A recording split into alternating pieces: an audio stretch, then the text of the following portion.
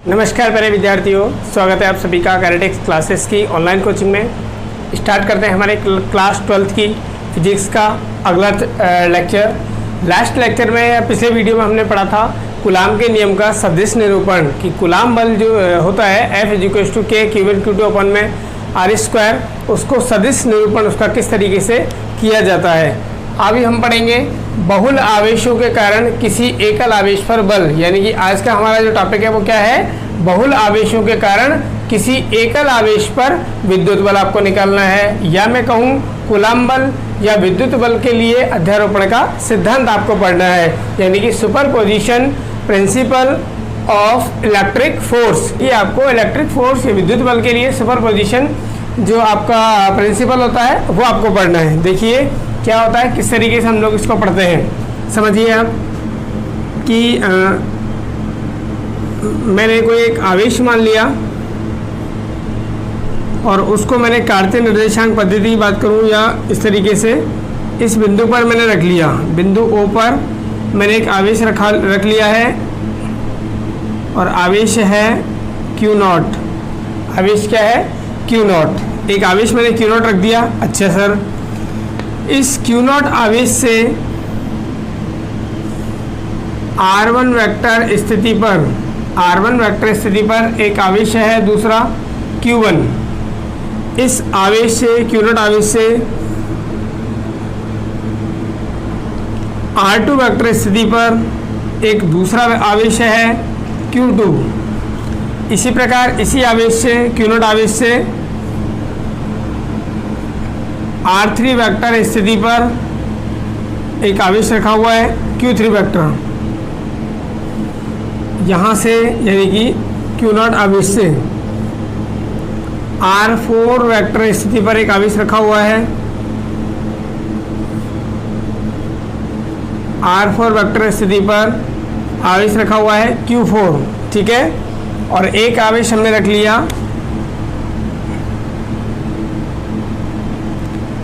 Rn vector स्थिति पर Qn आवेश रखा हुआ है। यानी कि इस तरीके से मैं कहूँ कि जो आपका O बिंदु है, O बिंदु पर एक आवेश रखा हुआ है Q0, और इस O बिंदु से या Q0 आवेश से R1 वेक्टर स्थिति पर Q1, R2 वेक्टर स्थिति पर Q2, R3 वेक्टर स्थिति पर Q3 और R4 वेक्टर स्थिति पर Q4 आवेश रखा हुआ है, और Rn वेक्टर यानी इसी प्रकार और सारे भी आवेश रखे हुए हैं, और लास्ट आवेश Qn आपका रखा हुआ है बिंदु O से या Q0 आवेश से Rn वेक्टर स्थिति पर। तो आप लिख दीजिए कि माना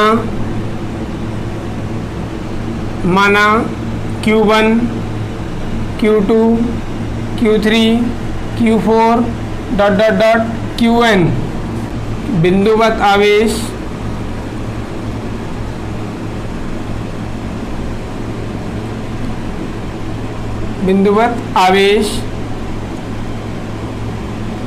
Q0 आवेश से क्रमशः R1 vector, R2 vector, R3 vector, R4 vector, या मैं कहूँ Rn वेक्टर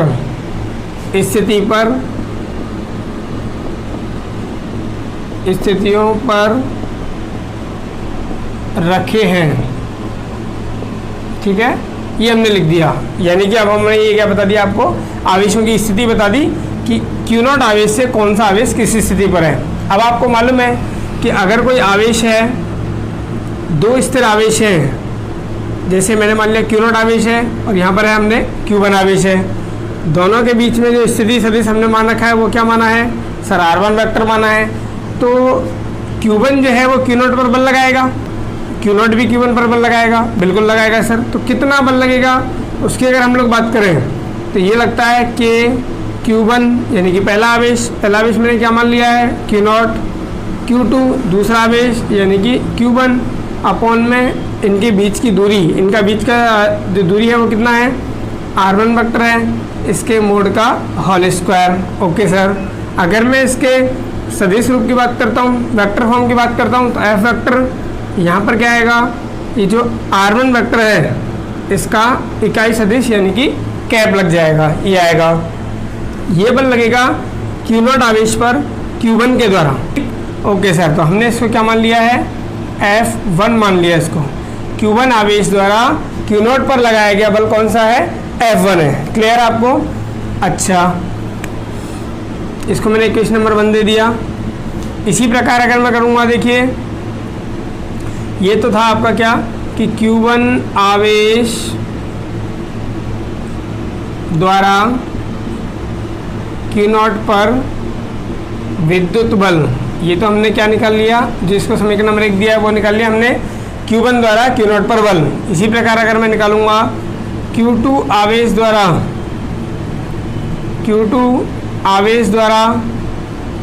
Q0 पर विद्युत बल, तो वो क्या हो जाएगा, इसी प्रकार देखिए उसका भी डायग्राम बना करके अगर मैं लिखता, मान लीजिए Q0 है, ये हमारे पास Q2 रखा हुआ है। आप देखोगे Q0 और जो Q2 है उनके बीच का स्थिति सदिश कितना है, R2 वेक्टर, यहाँ हो जाएगा R2 वेक्टर। तो बल कितना लगेगा, तो Q2 ने Q0 पर कितना लगाया, तो हम उसको मान लिए F2 वेक्टर। तो वो क्या हो जाएगा सर, के Q0, दूसरा आवेश कौन है इस बार, Q2 है, अपॉन में बीच का दूरी कौन है, R2 वेक्टर, इसके मोड का स्क्वायर, और सदिश फॉर्म में लिखूंगा तो क्या हो जाएगा, R2 का कैप लग जाएगा। ये हो गया अपने पास, बिल्कुल हो गया सर। हम Q1 द्वारा Q0 पर आवेश पर बल निकाल लिए, Q2 आवेश द्वारा Q0 पर बल निकाल लिए। इसी प्रकार से मैं Q3 आवेश द्वारा Q0 पर बल निकाल रहा हूँ। क्यों? क्योंकि हमारा जो हेडिंग है वो देखिए, बहुल आवेशों के द्वारा, बहुत अधिक आवेशों के द्वारा या सभी आवेशों के द्वारा एकल आवेश पर, एक आवेश पर कुल कितना बल लगता है वो आपको बताना है। तो Q1 के द्वारा Q0 पर निकाला, Q2 के द्वारा Q0 पर निकाला। अब इसी प्रकार अगर मैं लिख दूंगा, इसी प्रकार Q3 आवेश द्वारा Q0 पर विद्युत बल, Q3 आवेश द्वारा Q0 पर विद्युत बल कितना लगेगा, उसको हमने मान लिया F3 वेक्टर।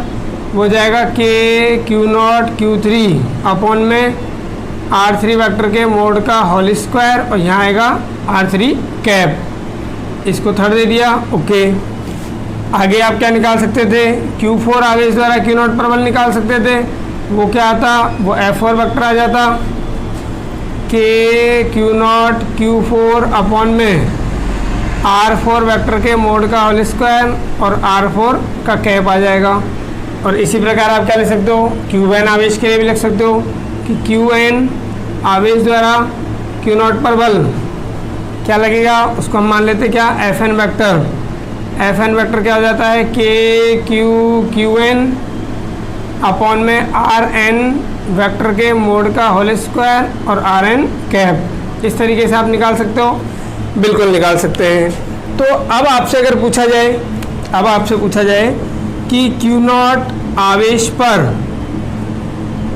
Q0 आवेश पर कुल बल कितना होगा, Q0 आवेश पर कुल बल कितना होगा। ये जो आवेश है इस पर देखिए, Q1 ने बल लगाया, Q2 ने बल लगाया, Q3 ने बल लगाया, Q4 ने बल लगाया, और वही आवेश है वो सब बल लगाएंगे, और लास्ट आवेश Qn ने भी इसके ऊपर क्या लगाया, विद्युत बल लगाया। तो इसी प्रकार से इस Q0 के ऊपर टोटल कितना फोर्स अप्लाई होगा, कुल बल, रिजल्टेंट फोर्स कितना आएगा, वो अगर आपको निकालना है तो उसके लिए हम लोग क्या पढ़ते हैं, अध्यारोपण का सिद्धांत। तो क्या होता है अध्यारोपण का सिद्धांत, आप सुनिएगा। अध्यारोपण के सिद्धांत के अनुसार किसी स्थिर बिंदु आवेश पर, किसी स्थिर बिंदु आवेश पर अन्य सभी आवेशों के द्वारा, अन्य सभी आवेशों के द्वारा लगाए गए परिणामी बल का मान, लगाए गए परिणामी बल का मान, देखिए F रिजल्टेंट की वैल्यू, F परिणामी बल का मान इस आवेश पर सभी आवेशों द्वारा पृथक पृथक रूप से लगाए गए विद्युत बलों के सदिश योग के बराबर होता है।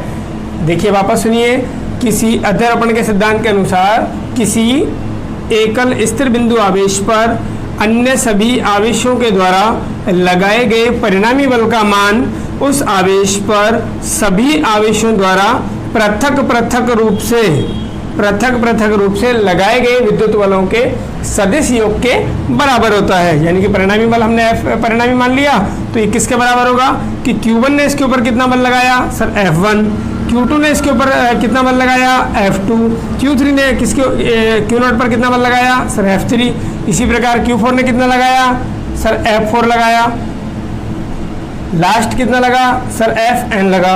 इन सभी बलों के सदिश योग के, इन सभी बलों के सदिश योग के, यानी कि इनका सदिश रूप लिया मैंने, इनके योग के, योग यानी इनके बीच में क्या लगा दिया मैंने प्लस लगा दिया, के बराबर होता है।